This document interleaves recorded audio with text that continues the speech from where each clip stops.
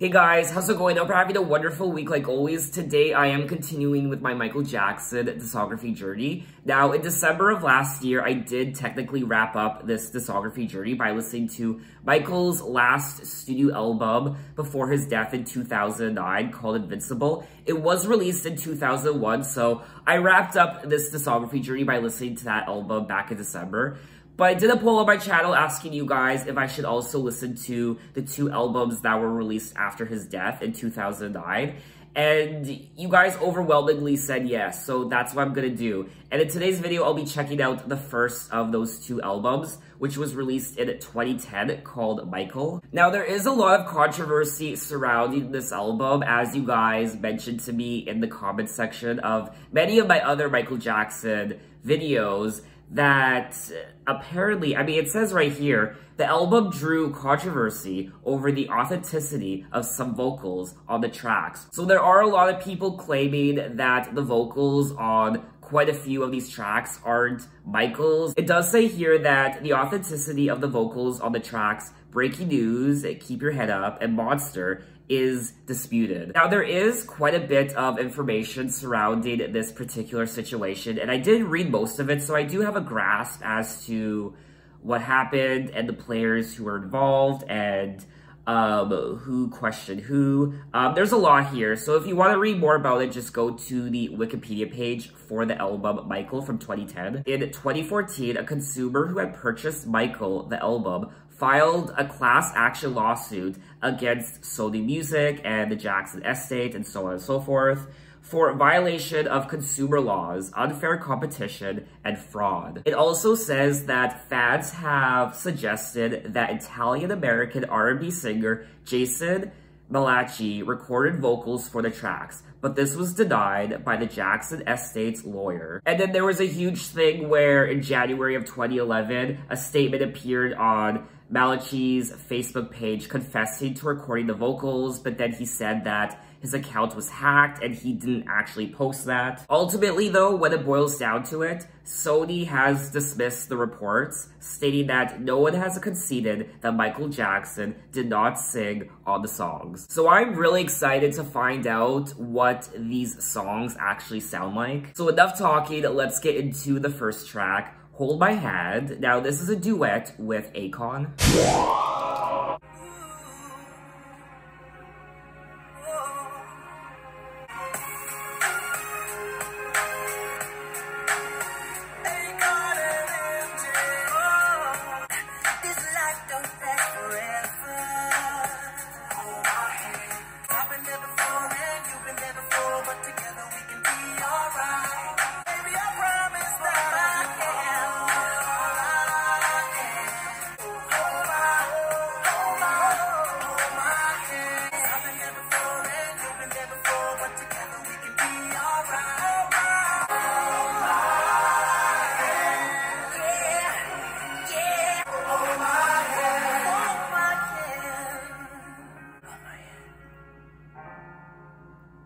Okay, that was track number one, Hold My Hand with Akon. And I failed to mention that all of these songs are brand new to me. I haven't heard any of them yet. So if I do listen to a song and it sounds familiar, I'll let you guys know. I actually did kind of enjoy the song, but at the same time, when I think of Michael Jackson, I think of innovation, I think of pushing the boundaries of not just what he can do, but what music can be. And to me, this was a very standard-sounding pop song that we would hear from any other pop artist of the time. And to me, this doesn't scream Michael Jackson. To me, it's just a very safe-sounding song. I did like the production of the song. It's very 2010s, late 2000s sounding, so it is taking me back to that time in music. But to me, I don't know, I probably wouldn't really listen to this song again. I might occasionally go back to it, but I don't know, it wasn't really for me. It also doesn't sound like a lead track from a Michael Jackson album. It sounds like a track we'd hear maybe halfway through or towards the end, not the opening to a Michael Jackson album. It does say that the song was originally written for Whitney Houston. I imagine for her 2009 album, I Look to You, which was her last album before she died. I feel like, you know what? I think this song would have been better on that album, I Look to You, than this one. To me, this doesn't scream Michael Jackson, but it does have that I Look to You, Whitney Houston aesthetic to it, so I think this would have been better on that album. Now, Hold My Hand was the lead single from the album, and I do feel a little bad for not loving the song as much as I probably should, because it does say here that both Akon and Michael loved the song. They both commented that they liked the lyrics of the song, and the lyrics really did resonate with them. The lyrics say, "We're better off being together. It's better being together than being miserable alone, cause I've been there before, and you've been there before, but together, we can be alright. Cause when it gets dark, and when it gets cold, we hold each other till we see the sunlight." So, I really do like the message of the song. I am curious to know what long-term Michael Jackson fans think of this song and this new sound for Michael, because it doesn't really sound like any other Michael Jackson song we've heard before. It does sound very 2000s, late 2000s, 2010s, so it is a song of the time. I think my issue with the song is that he has such a legendary catalog of music all the way back to the 70s, and because of that, this song just pales in comparison. But if this song was released from any other pop artist of the time, I probably would have liked it more, but because it's Michael Jackson, the king of pop, the king of reinvention, and he has so many great songs, that this one just disappoints when it comes to a Michael Jackson song. But anyway, let's move on to track number 2, Hollywood Tonight.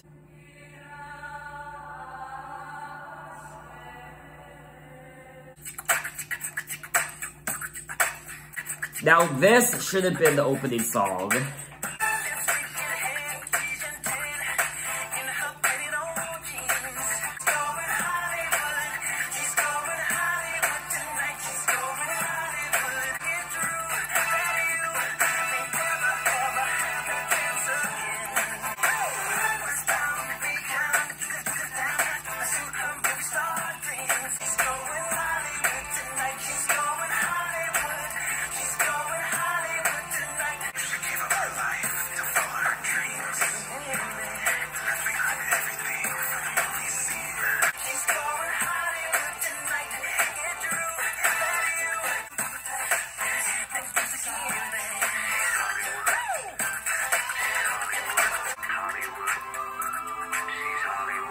Already announced track number 2, A Hollywood Tonight, and I really enjoyed this track. This should have been the opening song of the album, not whatever the other song was, Hold My Hand.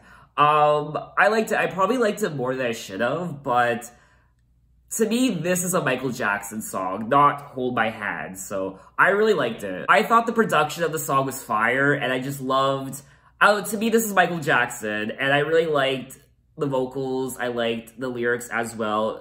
The story is pretty straightforward in the song. It's about this woman, and she is headed off to Hollywood.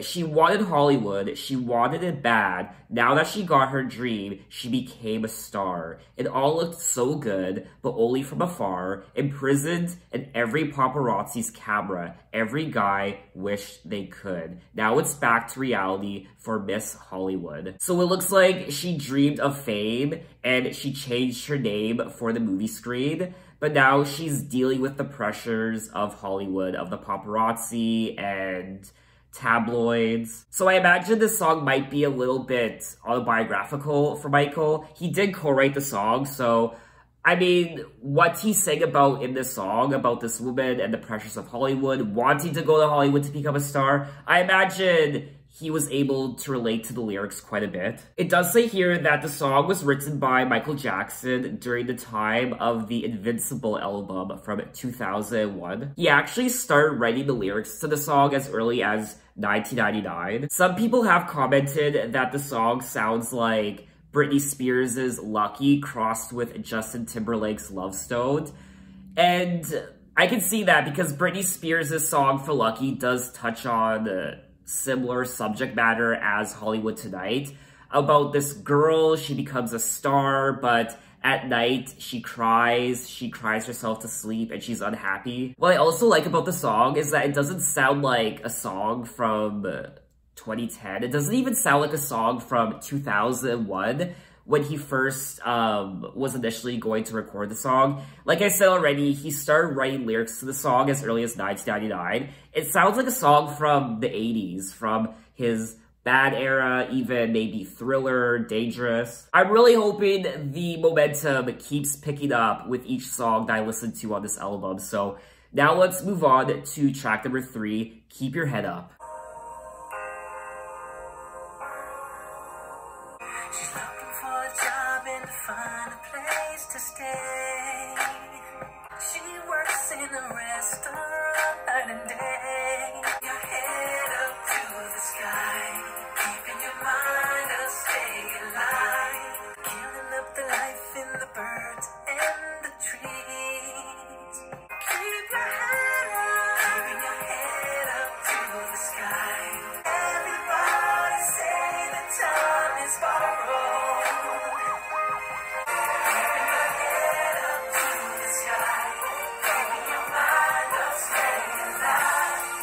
The stars are changing now. When you wings so brave and fly. Gonna shine its light on us today. Okay, that was track number 3, Keep Your Head Up, and I actually enjoyed this track. It does sound like a classic Michael Jackson song, but there's also something very new and fresh and modern about it, in my opinion.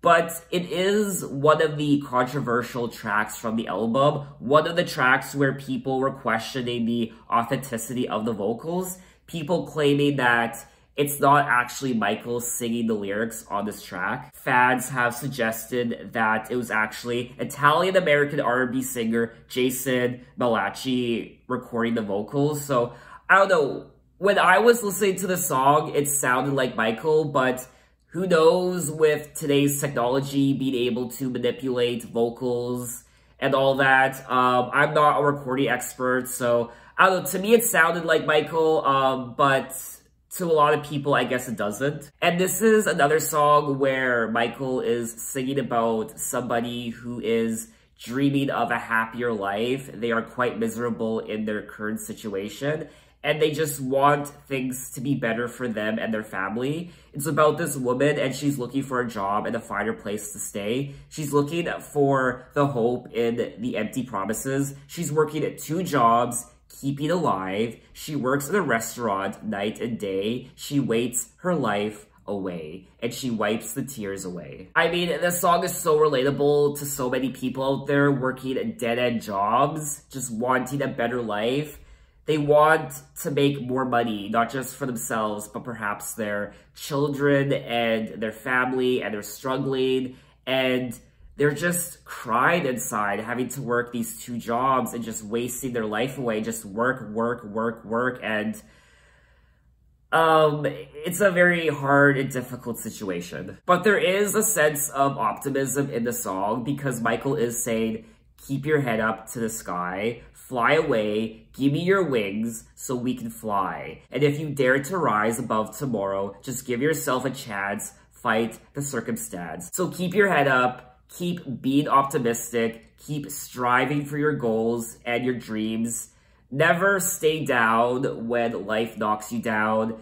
Get back up again, keep working, keep striving, and one day it will work out. So lyrically, once again, this is a very classic Michael Jackson song, just like track number 2. So what do you guys think of the song Keep Your Head Up when it comes to the vocals and the authenticity of the vocals? I was also getting Heal the World vibes from the song when it came to the big gospel choir at the end.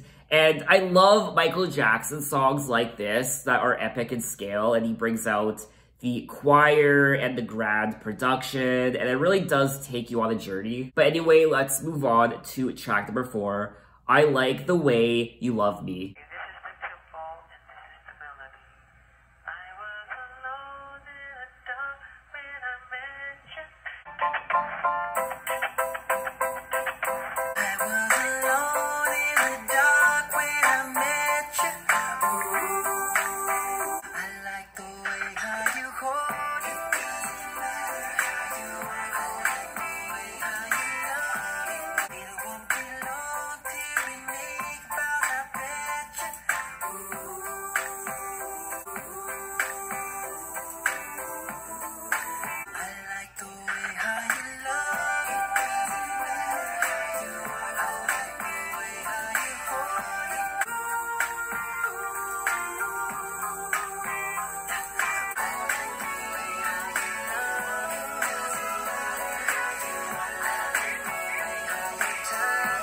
Okay, that was track number 4. I Like the Way You Love Me, and surprisingly, I don't know, maybe I'm enjoying these songs more than I should, but this was another song that I enjoyed. I will say though, even though I've been enjoying these last few songs, there does seem to be something odd about this album, something unpolished when it comes to the overall production of the album. It feels like an unpolished, unfinished album. I can't really put my finger on it, but there just seems to be something missing. I don't know if it has something to do with the flow of each song from one to the next, or the overall story of the album, but something just seems off about it. You know what it is? I think it's the stench of corporate greed who are trying to bank and make money off of Michael Jackson, even after his death. And so soon after his death. Michael died in 2009, and this album came out in 2010. I just feel like they rushed the album just to make money off of Michael's death and his legacy. It's not a bad album in my opinion, it just needed more finesse and time and effort. It was just rushed too quickly, and that's why, to me, it's a bit off, and it just needed to be polished more. And I don't know, to me, I mean, I know nothing about making music, what do I know? But that's just my opinion. Now, it does say here that not only were the fans suspicious of the authenticity of the vocals on the songs on the album, but also Michael's family as well. In particular, his mother, Catherine Jackson, and his children, Prince and Paris, his sister, Latoya, and also his nephews, and also will.i.am, and also Randy Jackson. Now, when it comes to the track, I Like the Way You Love Me, work on the song dates back as far as mid-1998, and the song was considered for the Invincible album. Now, I do want to go back quickly to what I said prior, how I felt like the album isn't polished enough. It says here that a lawyer for Jackson's father, Joe, stated that Jackson was a perfectionist, and Michael would never have wanted his unfinished material to be released. And will.i.am said it was disrespectful to release the material as Jackson was not able to approve it. So maybe that's why I feel like the album isn't polished enough and it sounds odd, because Michael didn't have a hand in the finished product. But anyway, let's move on to track number 5, Monster featuring 50 Cent.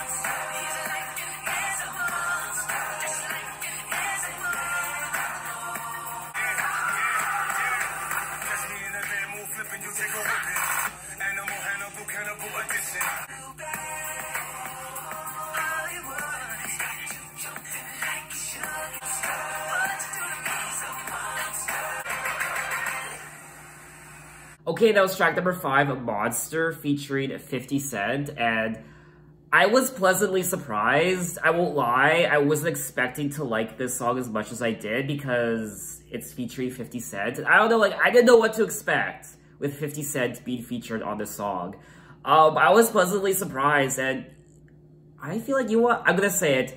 These songs aren't bad in my opinion. I feel like they're great Michael Jackson songs. But once again, this is a song that seems unfinished. And when it comes to the album so far, the first 5 tracks, it just feels like they threw together just random Michael Jackson songs, and that's it. There isn't really a cohesive story being told on the album like his prior albums, and it just seems a little random. It's just the flow from one song to the next. Track number 1 into track number 2, and then 2 into 3, and then 3 into 4, and then 4 into 5. It just seems really weird. Now, Monster is another track where the authenticity of the vocals were questioned. I mean, I don't know, to me, it sounded like Michael Jackson, but once again, what do I know? So leave your opinion is this Michael Jackson singing the lyrics or not? It's interesting how on the Wikipedia page it says that the song was allegedly written by Michael Jackson. I've never seen that before when it comes to looking up songs by Michael Jackson, and usually when a song is written by Michael Jackson, it says, written by Michael Jackson, but this is the first time, I think, where it says, allegedly written by Michael Jackson. Now, along with Breaking News and Keep Your Head Up, Breaking News, Keep Your Head Up, and Monster were allegedly recorded in the basement of Eddie Castillo and James Port, who were also co-writers on the album. It was allegedly recorded in the basement in 2007. Lyrically, this does sound like a Michael Jackson song. He's saying, don't you like me? Say you want to be a star. He's a monster. Say you want to go far. He's an animal. Why do you keep stalking me? What do you do to me? Why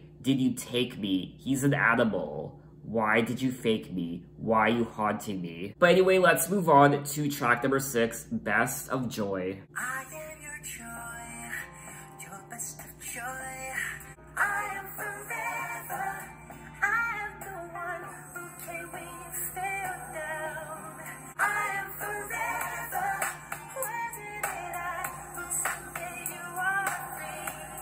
We are forever. I am your friend. Through thick and thin, you are the sun that lights the sky. Let go of that, we don't get back. We are forever. I am forever. Okay, that was track number 6, Best of Joy, and I did not like that song at all. In particular, the lyrics. Definitely my least favorite song on the album so far. I actually hated it. And I don't want to say that. I don't want to say it, and I do apologize, but I'm being honest. I really did dislike the lyrics. I mean, I like the intention behind them. I like the meaning behind the lyrics.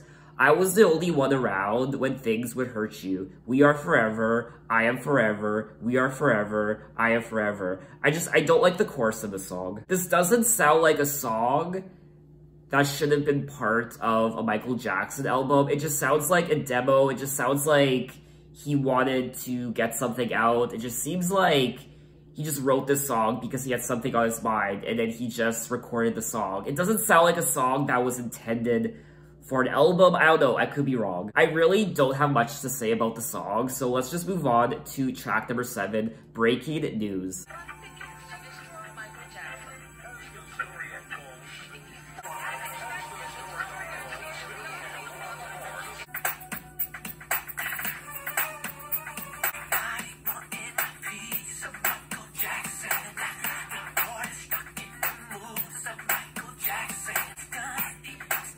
Now, I'm having issues with the vocals on this track. Something seems off.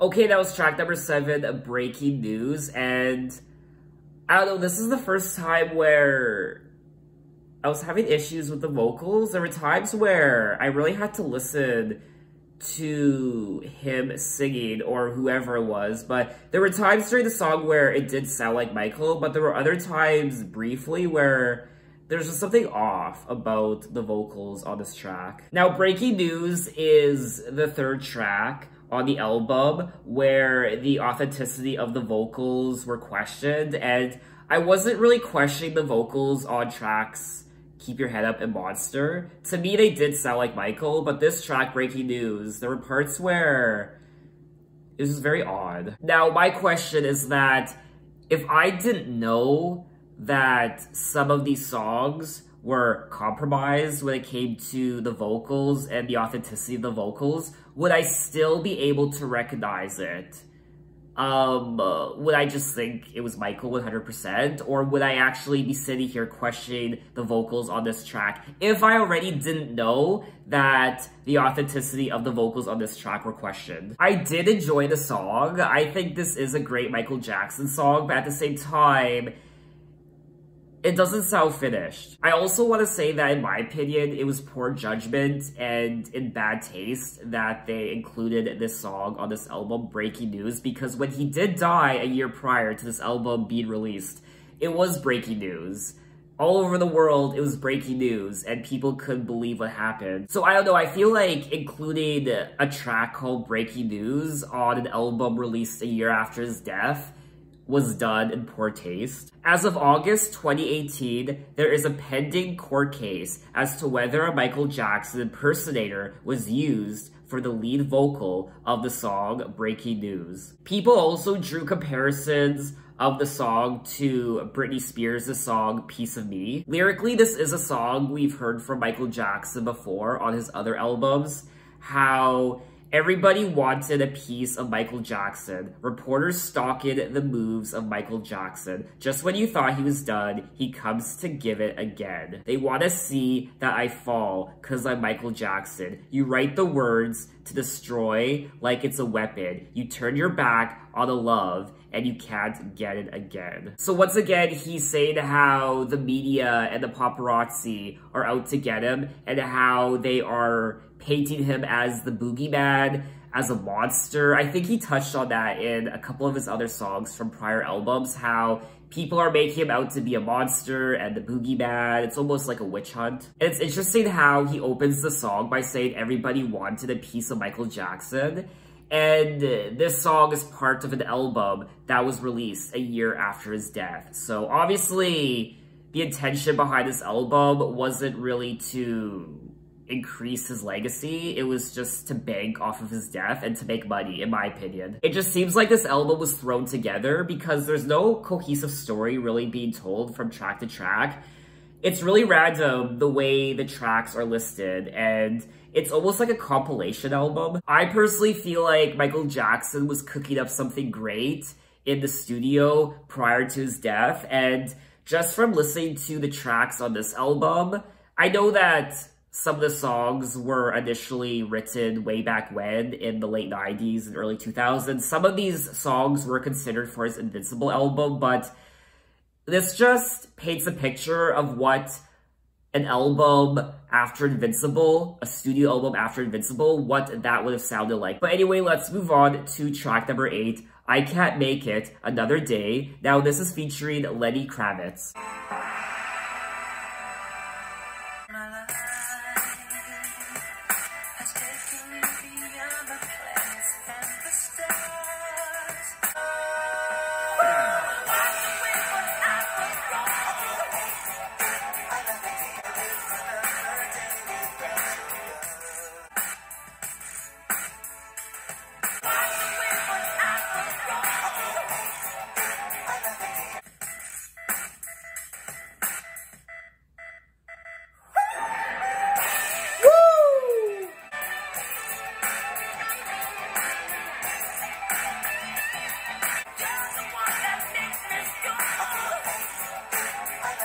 Okay, that was track number 8, I Can't Make It Another Day with Lenny Kravitz, and I really enjoyed this track. I loved the guitar and Lenny Kravitz.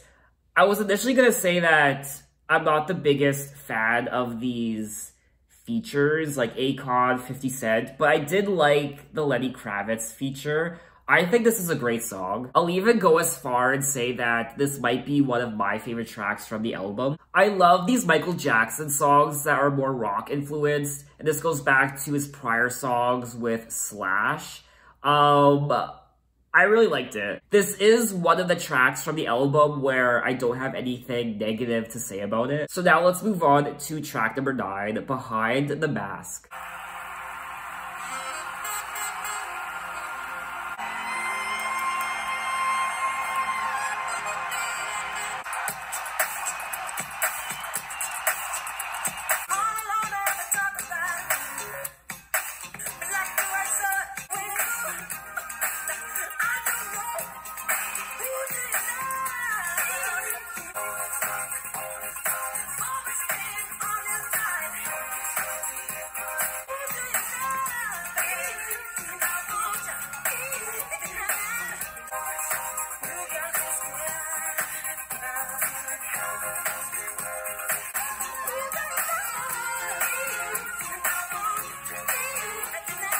Okay, that was track number 9, Behind the Mask, and I enjoyed the song. It's not one of my favorites from the album, but I really enjoyed the production. I loved the saxophone. I like how this track was more dance pop. Now, it does say here that Behind the Mask is a pop song that was originally recorded by artists including Yellow Magic Orchestra, Michael Jackson, and Eric Clapton. The song dates back as far as 1978. It began as an instrumental written by...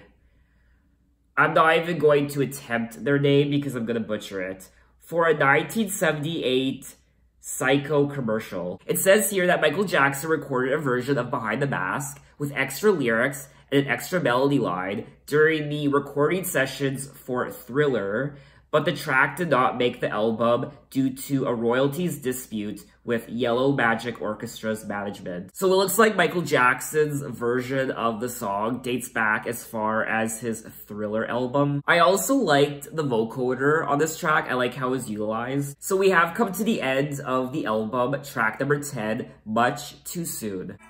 She was there just sitting at the table. To me, but I guess I learned my lesson much too soon. And would you like to go with me? And she answered no too.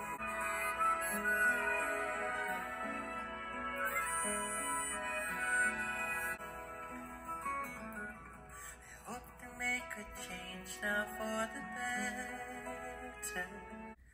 Yes, I guess I learned my lesson much too soon.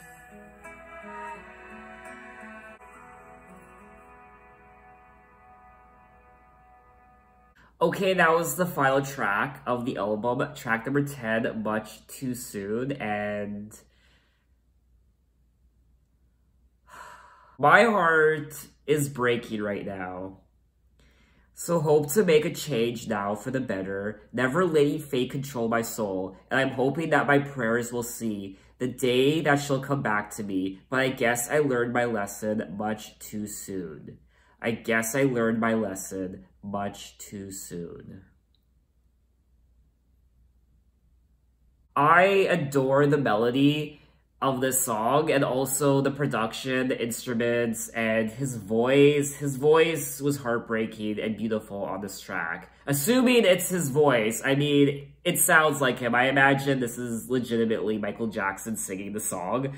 At this point, who knows? Who knows? But it was gorgeous. I am curious to know who he's singing about in particular. He is singing about himself, but also this woman. The day that she'll come back to me.